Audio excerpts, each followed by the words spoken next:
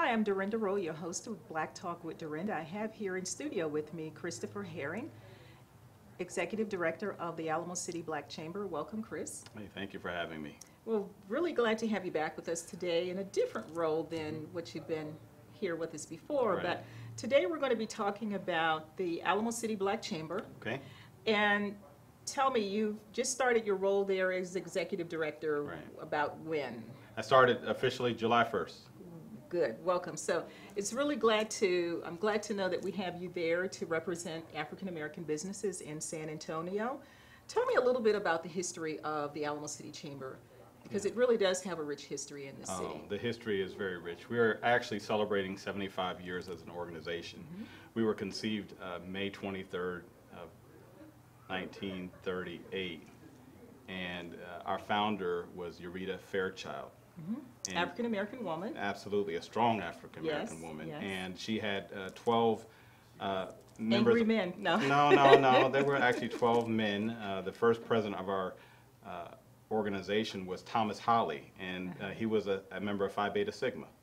And at that time, there was a bigger and better business focus that the Sigmas had, and so they became the prime candidates for Ureta Fairchild to work with.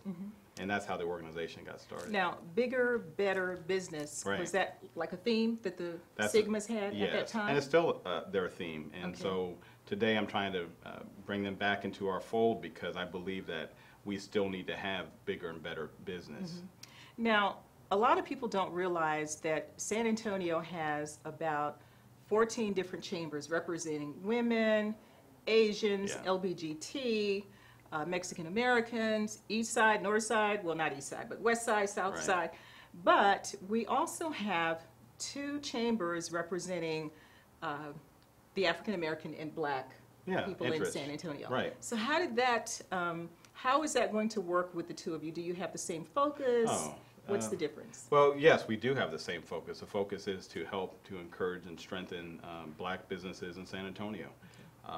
The organization that you're talking about, the African American Chamber of Commerce of San Antonio, is led by Lou Miller. Yes. And Lou Miller has been a leader within San Antonio. We've had time to discuss the both organizations, how we're going to move forward. But bottom line is when we see common themes across our community, we need to unite and work together. And really, we don't have, as a people, the luxury of being able to be separate. Right. So I support Lou Miller, and he supports me, and we're moving forward in that direction. Very good.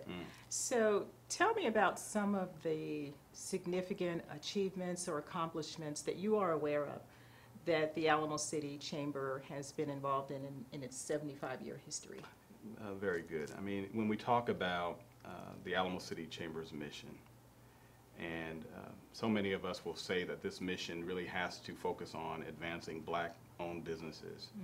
And over the course of time, I've seen so many great things, like we had an African American Leadership Institute. Yes. Right, Yes. AALI. And you look at that initial class, and you were part of that initial Absolutely, class. the very first class. Yes, I was. And people like you and Art Hall, people who have really made a tremendous impact to San Antonio from a very broad perspective, Yeah. is one of those success stories of our 75-year history. We have to make sure that, you know, we as we look at our 75 years, we have to walk to each year and see that there's been tremendous impacts that the Chamber has made. Right. Even with Ureta Fairchild, I take a different look at Ureta Fairchild, because we do have a Fairchild Community Center in San Antonio. But most people don't know that's the same Fairchild who founded our organization. Yeah. That's the same Ureta Fairchild who was on the charter line of the AKAs of San Antonio. Wow. You know, this is the same Yeah. Ureta Fairchild who worked with Our Lady of the Lake University to get our teacher certifications when we couldn't go to school here in San Antonio. And the same Ureta Fairchild who helped to advance the African American need, at the time the colored person's need, to be able to integrate into law schools in Texas. My goodness. So she's a pioneer, she's a She warrior, was. and she's a leader. I'm happy to serve in that organization and the history that's surrounding it. Wow. And she was certainly a mover and a shaker for her time. And as I think about some of the African American movers and shakers in San Antonio, a lot of those were board members of the Alamo City Chamber at one time or the other. Yes. So it's just continuing it with its history of serving this community. You mentioned the African American Leadership Institute. Right. Now, I was affiliated with the chamber when that was instituted. Tell Right. me, what's the scoop on that now? Well, the scoop is Dr. Stribling, who actually created that great program, has retired the AALI, Okay. as you may know.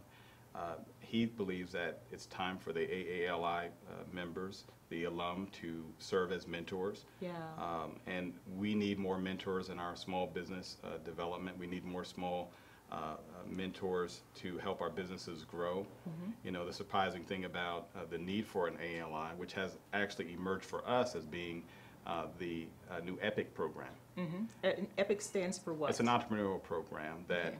enables our corporate partners to be able to give us their best employees and to develop them and to give them a sense of not only leadership development but entrepreneurship. And so, and as I'm brand new to the chamber in terms of this leadership role, I'm learning through the orientation process of what and why these programs are important. Yeah. Again, I'm looking at I'm looking at things like AALI. I'm looking at people like you and those people who have really become great San Antonians. Yeah. And I can definitely say that the EPIC classes that we graduate, and now we're on our third class, Okay. will be the leaders of tomorrow. I predict that we will have a mayor that will come out of the EPIC program because every class gets better.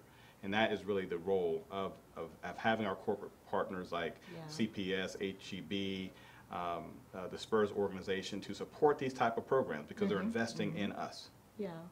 So, Chris, what would you say to someone who might say, there really is no need to have an Alamo City Black Chamber because we have the Greater Chamber, and as African Americans are doing business with other, larger entities Sure. such as AT&T Right. and so forth.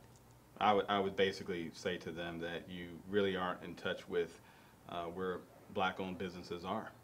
I would say to you that if you have a conversation with Richard Perez, as I have done recently, that he will tell you that his focus is not necessarily on real small minority businesses, but he has a greater role to make sure that the highways and the sewage systems and the infrastructure is there to support our mayor and our city. Yeah. What I would say to you is that when we look at African American owned businesses, we have 1.9 million across the United States. 1.8 have one employee or less. And I don't know how you get the less. Yeah. But just to And say as- this. In closing.